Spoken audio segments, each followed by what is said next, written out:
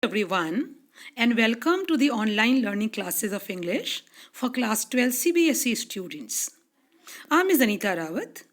Today in this video, I'll be discussing the very first poem from your textbook Flamingo, My Mother at 66 by Kamala Das. As the very name suggests, this poem is about human relationship. Here the poet speaks about her old and aged mother. So at the very outset, let me give you a brief introduction of the poet. Kamala Das was one of India's most prolific writers. Once she adopted pen name also Madhavi Kuti. She wrote extensively in English and Malayalam languages. She was born on 31st March 1934 in Malabar, Kerala, and she died on 31st May 2009. She came from a family of writers. Deeply influenced by the writings of her uncle and mother, she earned a great name for herself also in all the genres of writing, be it poetry or novel, short story or memoirs. Some of her famous works are her autobiography, My Story, and a novel, Alphabet of Last. She had also many collections of short stories and poems to her credit. So that's about the poet. Now let's focus on the theme of the poem. The poem brings home the theme that aging means growing old, that aging is a natural process and it's going to envelop one and all. Nobody can be spared by it, be it a king or a beggar. Everybody has to grow old one day. The poem also speaks about complex human relationships. Here, the poet also talks about her fear of losing her mother or getting separated from her.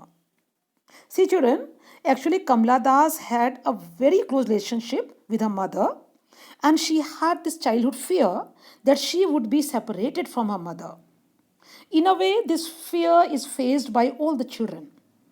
So, this poem is a poignant expression of this fear. So far as the form of the poem is concerned, it has been written in free verse. You will see there is no rhyme scheme, and the whole poem is written in one single sentence without any full stop in between. So, this is called free verse. Now, let's see vocabulary.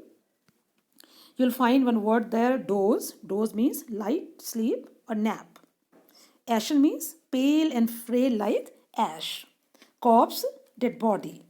Sprinting, running very fast. Merry, happy. Spilling here means moving out. Worn, pale and colorless. And ache means pain. Now let's read the poem. Driving from my parents' home to Cochin last Friday morning, I saw my mother beside me. Doze, open-mouthed, her face ashen like that of a corpse, and realized with pain that she was as old as she looked.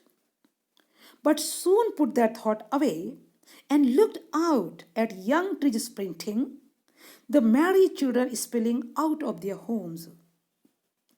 But after the airport security check, standing a few yards away, I looked again at her, worn, pale as a late winter's moon, and felt that old familiar ache, my childhood's fear.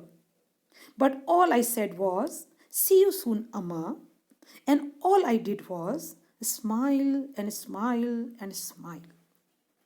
Now let's see the explanation of the poem. Look at the first two lines. Driving from my parents' home to Cochin last Friday morning, I saw my mother beside me. In this poem, the poet has described her thoughts and emotions while traveling to Cochin airport from her parents' house. Actually, children, the poet was a married woman and she had gone to her parents' home to see them. And now she had to go back to her own home.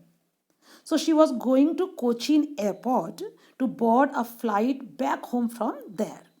And up to Cochin, she was traveling by car and her 66 years old mother accompanied her to see her off at the airport. Now, see the next lines. Doors open mouthed, her face ashen like that of a corpse. When she looked at her mother, she found that her mother was dozing off. Her mother was sleeping. And how was she sleeping? She was sleeping with open mouth. And to the poet, her pale and loosely open mouth looked as lifeless as a dead body. She compared her mother's face to that of a dead body. So, this is the use of simile here. And why this comparison was made? Actually, her face seemed to have lost all the fervor of life. Now, see the next lines. And realized with pain that she was as old as she looked. The poet, when she looked at her mother's face, so she realized with deep pain that the mother had actually grown very old.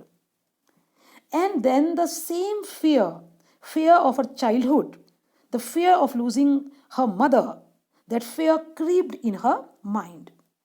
And this thought upset and pained her a lot. Now, what she did, you see, but soon put that away. Then she tried to avoid these painful thoughts. See, children, whenever we have any sad thought in our mind, so we also do the same thing. We try to evade that painful thought. So, same thing was being done by the poet. She was trying to avoid this pain and agony. And what she did for that? She looked out of the car window. What did she see outside? Looked out at young trees sprinting. She saw trees running past her car. Do the trees run, children? No.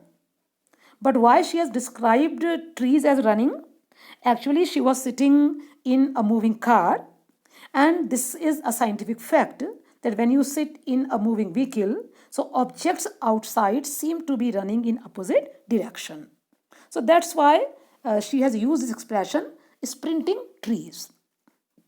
She saw one more thing outside, and that was the married children spilling out of their homes. She saw happy children running out of their homes. Actually, sprinting trees and married children here symbolize joy, happiness, enthusiasm, and energy. And the poet has used these images knowingly. Why does she do so? See, the poet presents running trees and happy children in contrast to the very inactive, weak, and sad mother. And why does she do so? She does so to highlight the old age and helplessness of her mother. So the poet has used poetic device contrast here. Now see the next lines. But after the airport security check, standing a few yards away, I looked again at her, worn, pale as a late winter's moon. See, after they reached the airport, the poet completed all the formalities of security check, and the mother was standing outside. Once this was done, the poet turned and looked at her mother again to bid her goodbye. And when she looked at her mother, she found her face looking pale, frail, dull, just like late winter's moon. See, the poet has used another simile here.